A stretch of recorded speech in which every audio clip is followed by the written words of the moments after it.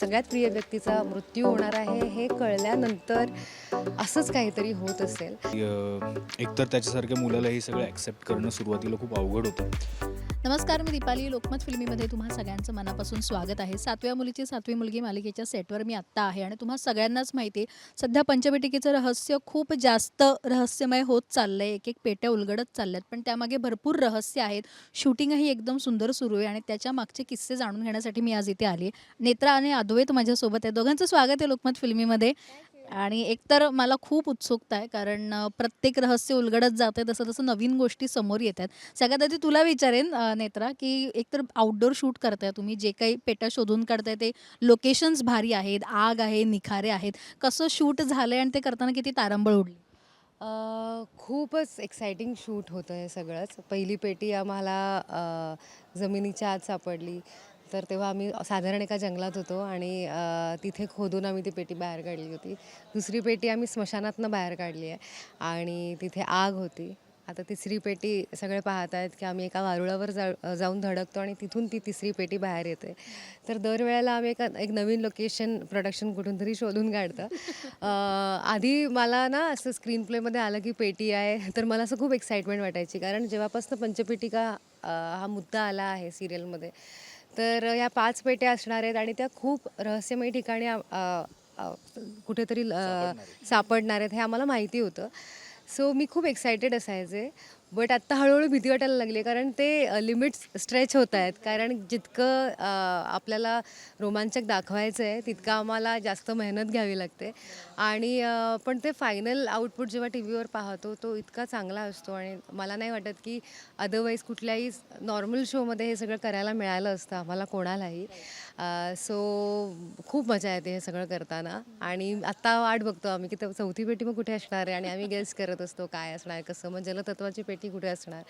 So खूप excited आहोत आणि खूप जास्त मजा येते सगळं शूट करताना. नक्कीच. आणि अद्वैतचं माझ्या मते आता एक नवा खुलासा आहे, की आम्ही प्रोमोमध्ये बघतोय की अद्वैत विरोचक म्हणून समोर आलेला आहे, किंवा नेत्राला आता ज्याचा जीव वाचवायचा आहे त्यालाच मारायचं. हे जे काही सगळं घडतंय, आता अद्वैतची भूमिका काय असणार आहे नेमकी? तो कसा रिॲक्ट होणार आहे या सगळ्यावर, त्याला जेव्हा हे सगळं खरं कळतं?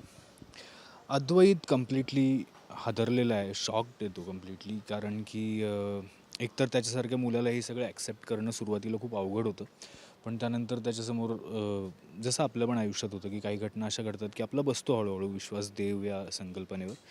तर विथ टाईम त्याचा विश्वास बसला देव या संकल्पनेवर. पण आता हे जे सगळं यांनी नवीन शोधून काढलं त्यामुळे तो कम्प्लीट हादरलेला आहे. कारण की त्याचा तसा बघायला गेलं तर काहीही संबंध नव्हता आत्तापर्यंत. पण जसं आपण रोजच्या आयुष्यात म्हणतो की सगळं विधात्याने लिहून ठेवलेलं असतं, तसंच कदाचित विधात्याने अद्वैतच्या आयुष्यात हे सगळं लिहून ठेवलेलं आहे. सो आता मला वाटतं की तो सरेंडर करेल आणि तो जे काही लिहून ठेवलं आहे, जे काही कार्य त्याच्या वाट्याला आहे ते पूर्ण करण्यासाठी प्रयत्न करेल.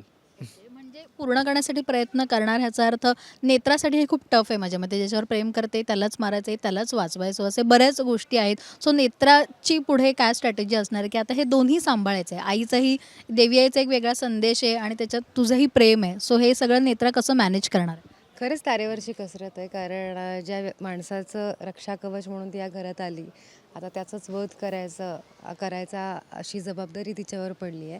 त्यामुळे अर्थात तिच्यासाठी हे सगळंच खूप कठीण आहे. सगळ्यात पहिलं म्हणजे हे ॲक्सेप्ट करणं आणि कुठलाही श्लोक किंवा कुठलाही मेसेज जो देवीकडनं पानामार्फत आलेला आहे, तर तो सोप्या भाषेत नाही आहे. तर कुठूनही असंही व्हायला नको की आपण चुकीचा अर्थ लावला आणि त्यामुळे कोणाला तरी जीव गमवावा लागला. अद्वैतचा वध व्हायचा आणि वध झाल्यावरती अरे चुकलं वाटतं अर्थ. मग उपयोग नाही. सॉरी, फोटोला बघून सॉरी सॉरी सॉरी चुकून झालं असं. असं व्हायला नको. बट खरंच त्यामुळे नेत्रासाठी ते फार अवघड आहे, कारण तिचं अद्वैतवरती जीवापाड प्रेम आहे. त्याला साधं खरचटलेलं पण तिला चालत नाही, त्याच्याकडे वाईट नजरेने कोणी पाहिलेलं चालत नाही. आणि अशा वेळेला जेव्हा तिच्यावरतीच ही जबाबदारी येऊन पडली आहे, तर तिची खूप घालमेल होते, अस्वस्थता वाढली आहे की नक्की हे कसं होणार आहे. असं काय घडणार आहे ज्यामुळे तिला हे कदाचित करावं लागेल पुढे जाऊन. त्यामुळे या सगळ्या विचारांमध्ये नेत्रा अडकली आहे. आणि मला असं वाटतं फक्त नेत्रासाठी नाही तर अद्वैतसाठी सुद्धा ते तितकंच अवघड असणार, कारण तो अत्यंत सामान्य माणूस होता आजवर आणि ह्या सगळ्या गोष्टींपासून खूप लांब होता आणि अचानकच ह्या सगळ्या गोष्टी डायजेस्ट करणं सगळ्या गोष्टी आणि त्यानंतर आपला वध होणार आहे ही गोष्ट एखाद्या सामान्य माणसाने कशी म्हणजे पचवून घ्यावी, तर त्याचीसुद्धा एक वेगळी कसरत चालली आहे. त्यामुळे असं प्रत्येकाचा एक इंडिव्हिज्युअल प्रवास आहे या सगळ्या घटनांना घेऊन. रुपालीचं काहीतरी वेगळं चाललं आहे, इंद्राणीच्या मनात काहीतरी वेगळं चाललं आहे. तर ह्या पर्टिक्युलर घटनेचा सगळ्यांच्या आयुष्यावरती परिणाम होणार आहे आणि ते बघताना जास्त मजा येणार आहे. फक्त नेत्राचं असं नाही तर प्रत्येक कॅरेक्टर त्यांची त्यांची एक विचार करण्याची पद्धत वेगळी आहे प्रत्येक घटनेला घेऊन. त्यामुळे ते बघताना खूप मजा येणार आहे आणि ते करताना आम्हाला फार इंटरेस्टिंग आणि खरंच ऑनेस्टली हे असं कधीच केलं नसल्याने आधी आम्ही हसतो जेव्हा आम्हाला सांगतात की आत्ता तुला हे असं असं इमॅजिन करायचं असतं ना की हे असं दिसणार आहे मग तू तसं रिॲक्ट हो. पण आपण आपल्या रेग्युलर आयुष्यामध्ये तसं काही करत नाही. त्यामुळे आरशात बघून सेजू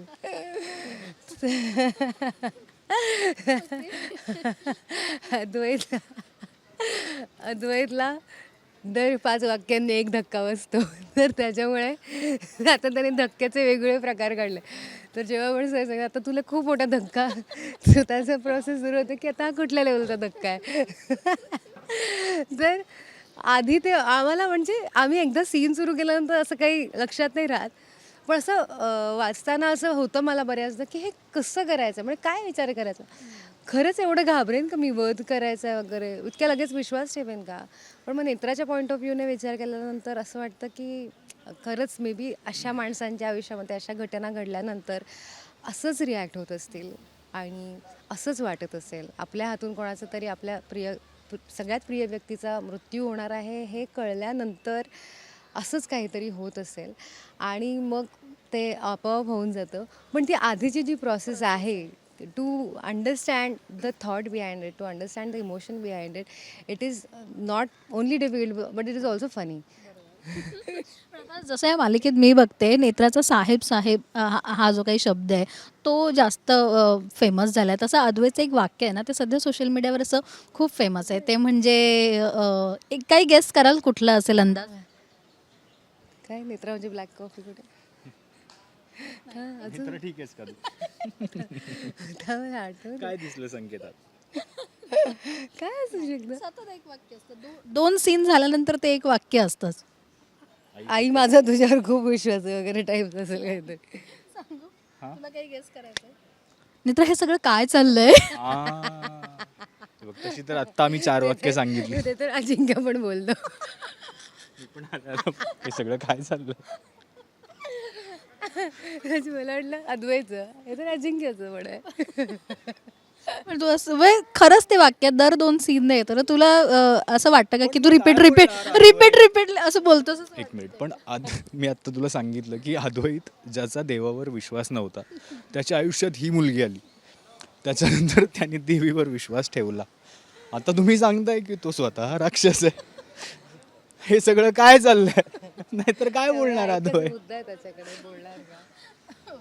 बरं जोक सपाट पण सिरियल खूप महत्त्वाच्या वळणावर आहे आणि बऱ्याच गोष्टी उलगडत आहेत. पण लोकांना असं वाटायला लागलं आहे आता की इंद्राणीचा कुठेतरी रोल संपणार आहे का? कारण आत्ता सध्या जे काही चालू आहे की कदाचित ती तिचा त्याग करेल का आणि सध्या अद्वैत जे काही विश्वास दाखवत नाही आहे ह्या सगळ्या गोष्टीमुळे एक वेगळ्या लोकांपर्यंत पोहोचते. असं त्या बाबतीत तुम्हाला काही बोलायचं आहे? चॅनलनी कितीही ठरवलं, रायटर्सनी कितीही ठरवलं तरी इंद्राणी आणि शेखर राजाध्यक्ष म्हणजे राहुल मेंदळे आणि श्वेता मेंदळे यांनी ठरवावं लागेल की त्यांना सिरियलमध्ये थांबायचं की नाही. आणि मला नाही वाटत ते सहजासहजी कुठेही जातील. सो असं काही नाही आहे ना. नाही असं काही नाही आहे. आणि इंद्राणी तसं पाहता 7व्या मुलीची 6वी मुलगी आहे, त्यामुळे तो फार महत्त्वाचा रोल ती निभावते या शोमध्ये. तर तिच्या 5वी मुलगी कोण आहे, 4थी मुलगी कोण आहे. कोण आहे. तर त्यामुळे तिच्या काय बरं म्हणतात कोऑपरेशनशिवाय ही काहीच करू शकत नाही, नेत्रा काही करू शकत नाही. त्यामुळे प्रत्येक कॅरेक्टर तसंच इंटॅक्ट आहे, स्ट्रॉंग आहे आणि पुढे पुढे काय होतंय आणि मग पुढच्या श्लोकांप्रमाणे काही बदल घडतात का, तर ते बघण्यासाठी अर्थात सगळ्यांना मालिकाच पाहावी लागेल. एक शेवटचा प्रश्न असा आहे माझा की मला आता जयंत सरांशी बोलतानाही कळलं आणि तूही बोलत होतीस की वेगळी भाषा आता तुम्ही इन्व्हेंट करताय, ती भाषा पूर्ण वेगळी आहे, ते जर वेळ मिळाला तर त्याच्यावर व्याकरण वगैरे असं सगळं आहे. सो पहिल्यांदा असं मालिकेत घडतंय की कुठेतरी एक तुम्ही वेगळी भाषाच करणार आहात. मला ही गोष्ट जेन्युनली बोलावीशी वाटते की ह्या मालिकेमध्ये ना प्रत्येकजण इतकी मेहनत घेत आहे आणि ते क्षणाक्षणाला जाणवतं. अगदी म्हणजे जे प्रॉपर्टीज बनवतात, वारूळ बनवण्यापासनं अगदी छोट्या छोट्या गोष्टी, स्मशान लावणं, तर हे युजली घडत नाही. इथे सगळेजण खूप मेहनत घेतात. त्याचबरोबर आमचे रायटर्स आहेत. आमच्या रायटर्सनी एक नवीन भाषा इन्व्हेंट केली आहे, कारण की गोष्टीची तशी गरज होती, कथेची गरज होती. आजवर आपल्याला पानावरती मोडी लिपी दिसायची, जी देवी आईची भाषा आहे. पण आता विरोचकाची पेटी सापडणार आहे ज्या अर्थी, त्या अर्थी मोडी लिपी ती नसेल. तर त्यासाठी कुठली तरी नवीन भाषा त्यांना इन्व्हेंट करायची होती आणि त्यामुळे त्यांनी सर्पलिपी ही नवीन भाषा स्वतः इन्व्हेंट केली आहे, सर्पलिपी. आणि त्यातले अक्षरं, शब्द कुठल्याही मराठी देवनागरी भाषेशी मिळते जुळते नाही आहे, त्यामुळे त्यांना फ्रॉम स्क्रॅच ही डेव्हलप करायची होती. त्याचबरोबर आमचं हे सगळं अर्थात आमचे डिरेक्टर, आमचा रायटर जीत आणि चेतन ह्या सगळ्यांनी मिळून आणि अभिरामने मिळून केलं आहे. आणि चेतनची सगळ्यात स्पेशल गोष्ट, जो प्रत्येक आपण श्लोक वाचतो तो इतका सुंदर लिहितो, त्यामागचा अर्थ कळून न असा बनवणं, अशा प्रकारचा बनवणं की तो अवघडही आहे आणि कळायला सोपाही आहे. हे साधं काम नाही आहे. त्यामुळे आत्ता now that you asked me, मला असं वाटतं की हे खरंच सांगितलं पाहिजे सर्व प्रेक्षकांना की आम्ही फक्त करणारे आहोत. हा तुम्ही जे काही बघता, ग्रंथ बघितलाय, वारूळ बघितलंय, पेटी पाहिली आहे, पंचपेटिकेतल्या सगळ्या पेट्या तुम्ही, जे आर्टिफिशियल वारूळ पाहिलं, त्यानंतर शीळ पाहिली तुम्ही आत्ताच्या एपिसोड प्रोमोमध्ये, त्यानंतर जे वडाचं झाड, हां, हे लॉकेट, हे सगळं सगळं सगळं ह्याने आणि ह्याच्या टीमने केलं आहे. आणि ह्याचे सर विनायक काटकर, त्यांनी सगळ्यांनी मिळून. आणि मला नाही वाटत की आत्ता सध्या असं कुठल्याही शोमध्ये इतक्या डिफिकल्ट लेवलला कुठल्याही आर्ट म्हणून काम करावं लागतं आहे, जे ह्या आणि ह्याची टीम आणि इतकं सुंदर करतात, इतकं सुंदर की आम्ही एक्सायटेड असतो, आली का पेटी, जरा बघू, आम्हाला दाखवा काय बनवताय. एक कार्यानुभवची कार्यशाळा इकडे वेगवेगळी चालू असते. आठवडाभर वारूळ बनवायचं आणि मग आम्ही एका क्षणात ते उडवून द्यायचं. सो त्यांची खरंच खूप मेहनत आहे आणि त्यांनी ते इतकं रिअलिस्टिक बनवतात की आम्हाला सेटवरती गेल्यानंतर तो फील येतो की बस हे आत्ता खरंच आहे जे आहे ते. सो त्यामुळे ह्याच्या टीमचं आणि अर्थात आमच्या रायटर्सचं खरंच खूप मोठं क्रेडिट आहे या सगळ्यामध्ये. आर्ट डिपार्टमेंटबद्दलच बोलायचं झालं, कारण खूप साऱ्या या मालिकेतल्या बऱ्याच गोष्टी त्याच्यावरच डिपेंड आहेत. की पोथी असो किंवा सगळ्याच गोष्टी या बाबतीतल्या, आणि त्याच्यातलं परफेक्शन असो, हे खूप महत्त्वाचं असतं. सो आत्ताचं जे आहे ते भाषेबद्दल आहे. एखादी भाषाच नवीन करणं हे खूप कठीण काम आहे. त्याच्याबद्दलचं सगळं एक प्रोसेसच वेगळी असेल त्याची, कारण एखादी लिपी भाषा समोर आणायची म्हणजे त्याचा खूप अभ्यास आहे. बरं, ती पुढे लोक कशी घेतील, त्याचा काय रिस्पॉन्स असेल, हेही खूप बर्डन असतं. सो कसा विचार केला जेव्हा ही भाषाच नवीन करायची असा विचार झाला?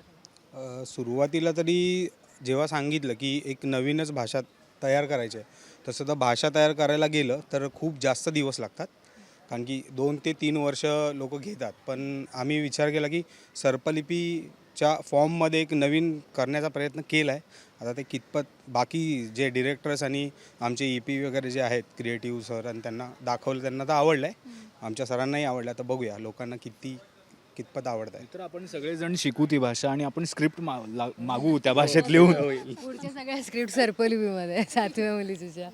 खूप सारे ट्विस्ट आहेत आणि बऱ्याच क्रिएटिव्ह गोष्टी आहेत ज्या तुम्हाला पाहायला मिळत असेल, आणि तुमचेही बरेच सारे प्रश्न असतील. आणखीन काय विचारायचं असेल या मालिकेबद्दल तर मला व्हिडिओ खाली कमेंट करून नक्की कळवा, कारण खूप सारे प्रश्न तुमच्याही मनात असतील, मला माहिती आहेत. सो थँक्यू सो मच, आणि भरपूर असंच क्रिएटिव्ह वर्क करायचे आम्हाला बघायलाही खूप आवडतं आणि उत्सुकता वाढून राहते. Thank you so much. थँक्यू.